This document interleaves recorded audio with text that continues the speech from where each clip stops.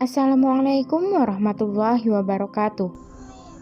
Sejarah Peradaban Islam dengan dosen pengampu Bapak Ali Akbar MPD. Kami dari kelompok 8 yang beranggotakan saya Rahmah Fitri dengan NIM 180101040660. Saya Siti Hilaliyah dengan NIM 180101040637. Sebelum lanjut, jangan lupa like dan subscribe channel ini. Terima kasih. Masuknya Islam ke Spanyol. Spanyol diduduki umat Islam pada zaman Khalifah Al-Walid, salah seorang khalifah dari Bani Umayyah yang berpusat di Damaskus. Sebelum penaklukan Spanyol, umat Islam telah menguasai Afrika Utara dan menjadikannya sebagai salah satu provinsi dari dinasti Bani Umayyah. Dengan demikian, Afrika Utara menjadi batu loncatan bagi umat Islam dalam penaklukan wilayah Spanyol. Dalam proses penaklukan Spanyol, terdapat 3 pahlawan Islam yang dapat dikatakan paling berjasa memimpin pasukan Islam ke Spanyol, yaitu Tariq Ibnu Malik disebut sebagai perintis dan penyelidik, Tariq Ibnu Ziyad dikenal sebagai penakluk Spanyol, dan Musa Ibnu Nusair. Perkembangan Islam di Spanyol terbagi menjadi 6 periode. Periode pertama pada tahun 711 sampai 755 Masehi. Pada periode ini, stabilitas politik negeri Spanyol belum tercapai sempurna. Gangguan-gangguan masih terjadi, baik datang dari dalam maupun dari luar. Terdapat pula perbedaan pandangan antara khalifah di Damaskus dan gubernur Afrika Utara yang berpusat di Kairawan. Masing-masing mengaku bahwa merekalah yang paling berhak menguasai daerah Spanyol. Perbedaan pandangan politik itu menyebabkan sering terjadinya perang saudara. Hal ini ada hubungannya dengan perbedaan etnis, terutama antara barbar asal Afrika Utara dan bangsa Arab. Dalam etnis Arab, terdapat 2 golongan yang terus bersaing, yaitu suku Qaisi, Arab Utara, dan Arab Yamani, Arab Selatan. Perbedaan etnis ini sering menimbulkan konflik politik. Periode kedua, pada tahun 755 sampai 912 Masehi. Pada periode ini, Spanyol berada di bawah pemerintahan Abdurrahman I. Periode ini, umat Islam Spanyol mulai memperoleh kemajuan-kemajuan di bidang peradaban. Gangguan politik yang paling serius pada periode ini datang dari umat Islam sendiri. Golongan pemberontak di Toledo pada tahun 852 Masehi membentuk negara kota yang berlangsung selama 80 tahun. Sementara itu, perselisihan antara orang-orang barbar dan orang-orang Arab masih sering terjadi. Periode ketiga pada tahun 912 sampai 1013 Masehi. Periode ini berlangsung mulai dari pemerintahan Abdurrahman III yang bergelar An-Nasir. Khalifah-khalifah besar yang memerintah pada periode ini ada 3 orang, yaitu Abdul Ar-Rahman Al-Nair pada tahun 912 sampai 961 Masehi, Hakam II pada tahun 961 sampai 976 Masehi, dan Hisham II pada tahun 976 sampai 1009 Masehi. Pada periode ini, umat Islam Spanyol mencapai puncak kemajuan dan kejayaan, menyaingi kejayaan Daulat Abbasiyah di Baghdad. Abdul Ar-Rahman Al-Nasir mendirikan Universitas Cordoba. Perpustakaannya memiliki koleksi ratusan ribu buku. Hakam II juga merupakan seorang kolektor buku dan pendiri perpustakaan. Periode keempat, periode ini Spanyol terpecah menjadi lebih dari 30 negara kecil di bawah pemerintahan raja-raja golongan atau Al-Mulukut At-Tawaif yang berpusat di satu kota seperti Seville, Cordoba, Toledo, dan sebagainya. Yang terbesar di antaranya adalah Abadiyah di Seville. Melihat kelemahan dan kekacauan yang menimpa keadaan politik Islam, untuk pertama kalinya orang-orang Kristen periode ini mengambil inisiatif untuk menyerang orang-orang Islam. Meskipun keadaan politik kaum muslimin tidak stabil, namun kehidupan intelektual terus berkembang pada periode ini. Istana-istana mendorong para sarjana dan sastrawan untuk mendapat perlindungan dari satu istana ke istana lain. Periode kelima pada tahun 1086 sampai 1248 Masehi. Periode ini Islam di Spanyol meskipun masih terpecah dalam beberapa negara, tetapi terdapat satu kekuatan yang dominan, yaitu kekuatan dinasti Murabitun pada tahun 1086 sampai 1143 Masehi dan dinasti Muwahhidun 1146 sampai 1235 Masehi. Periode ke-6 pada tahun 1248 sampai 1492 Masehi. Kekuasaan Islam yang merupakan pertahanan terakhir di Spanyol ini berakhir karena perselisihan orang-orang istana dalam memperebutkan kekuasaan.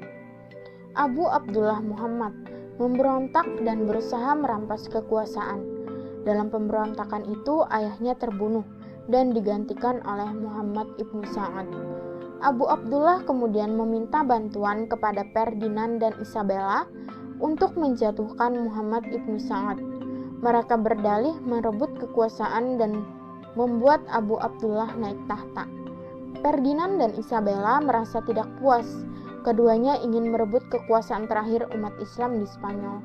Abu Abdullah tidak berkuasa menahan serangan-serangan orang Kristen tersebut dan pada akhirnya mengaku kalah.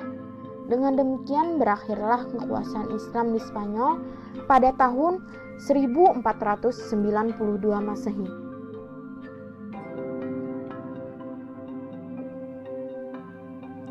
Kemajuan peradaban Islam di Spanyol di berbagai bidang kehidupan. Yang pertama, kemajuan bidang intelektual. Kemajuan bidang intelektual terbagi menjadi beberapa. Ada filsafat, sains, fikih, musik dan kesenian, serta sastra dan bahasa. Filsafat. Minat terhadap filsafat dan ilmu pengetahuan mulai dikembangkan pada abad ke-9 Masehi. Tokoh pertama dalam sejarah filsafat Arab Spanyol adalah Abu Bakar Muhammad Ibnu As-Sayyid yang lebih dikenal dengan Ibnu Bajjah. Sains. Ilmu-ilmu kedokteran, astronomi, kimia, dan lain-lain juga berkembang dengan baik. Abbas bin Farnas termasyhur dalam ilmu kimia dan astronomi. Ibrahim ibnu Yahya An-Nakas terkenal dalam ilmu astronomi. Ahmad ibnu Abbas ahli dalam bidang obat-obatan. Al-Hasan binti Abi Ja'far dan saudara Al-Hafiz adalah dua orang ahli kedokteran. Tabib bin Qura dianggap sebagai bapak ilmu kimia. Ar-Razi kerangkanya terkenal dalam bidang penyakit campak dan cacar. Ibnu Sina adalah seorang dokter terkenal dengan karangannya tentang kedokteran Al-Qanun fi Al-Tib. Fikih. Dalam bidang fikih, Spanyol Islam dikenal sebagai penganut mazhab Maliki. Yang memperkenalkan mazhab Maliki adalah Ziyad ibnu Abdu al-Rahman. Musik dan kesenian. Dalam bidang musik dan seni suara, Spanyol Islam mencapai kecemerlangan dengan tokohnya Al-Hasan ibnu Nafi yang dijuluki Zaryab. Yang terakhir, bahasa dan sastra.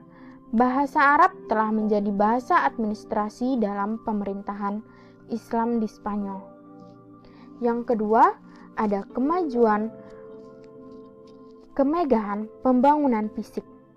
Di antara pembangunan yang paling megah adalah Masjid Cordova, Kota Ja'fariyah di Saragossa, Tembok Toledo, Istana Al-Mahkun, Masjid Seville, dan Istana Alhambra di Granada. Cordova. Oleh penguasa muslim, kota ini dibangun dan diperindah. Jembatan besar dibangun di atas sungai yang mengalir di tengah kota. Taman-taman dibangun untuk menghiasi ibu kota Spanyol. Pohon-pohon dan bunga-bunga diimpor dari timur. Di seputar ibu kota berdiri istana-istana yang megah dan semakin mempercantik pemandangan. Setiap istana dan taman diberi nama tersendiri, dan di puncaknya terpancang istana Damsyik. Granada. Terdapat istana Alhambra yang indah dan megah, yang merupakan pusat dan puncak ketinggian arsitektur Spanyol Islam. Pembahasan selanjutnya akan dibahas oleh teman saya, Siti Hilaliah.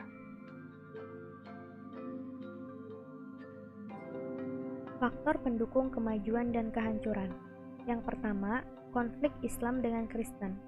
Konflik ini terjadi karena para penguasa Muslim tidak melakukan Islamisasi secara sempurna. Mereka sudah merasa puas dengan hanya menagih upeti dari kerajaan-kerajaan Kristen dan membiarkan mereka mempertahankan hukum dan adat mereka, asal tidak ada perlawanan bersenjata. Pada abad ke-11 Masehi, umat Kristen memperoleh kemajuan pesat, sementara umat Islam sedang mengalami kemunduran. Yang kedua, tidak adanya ideologi pemersatu. Di tempat lain, para mukallaf diperlakukan sebagai orang Islam yang sederajat. Namun di Spanyol, sebagaimana politik yang dijalankan Bani Umayyah di Damaskus, orang-orang Arab tidak pernah menerima orang-orang pribumi, setidaknya sampai abad ke-10 Masehi. Mereka masih memberi istilah ibad dan muwalladun kepada para mukallaf itu, yang berarti ungkapan yang dinilai merendahkan. Akibatnya, kelompok-kelompok etnis non-Arab yang ada sering merusak perdamaian. Hal itu pun mendatangkan dampak besar terhadap sejarah sosioekonomi negeri tersebut. Hal ini menunjukkan tidak adanya ideologi yang dapat memberi makna persatuan.